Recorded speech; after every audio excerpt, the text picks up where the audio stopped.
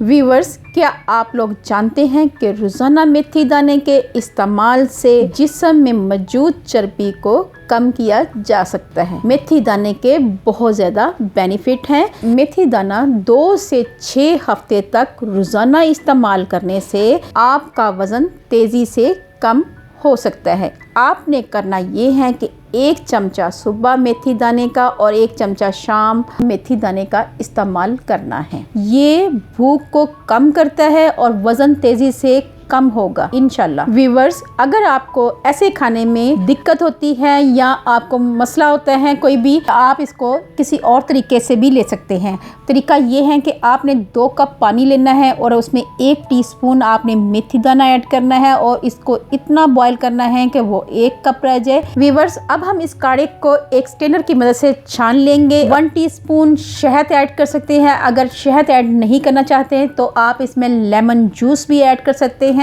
तो ये आपने काढ़ा जो है दिन में 2 से 3 बार पीना है। इंशाल्लाह आपका वज़न तेज़ी से कम होगा। अगर आपको मेरी ये वीडियो अच्छी लगे तो मेरे चैनल को जल्दी से कर लें सब्सक्राइब और बेल आइकॉन को ज़रूर प्रेस करें ताकि लेटेस्ट नोटिफिकेशन आप तक पहुंच सके। अल्लाह पाक आपको सेहत तंदुरुस्ती वाली ज़िंदगी दे, आप पे रहमतें और बरकतें नाज़िल करें। अपना और अपने प्यारों का ख्याल रखें। दुआओं में मुझे याद रखें। अल्लाह हाफिज़।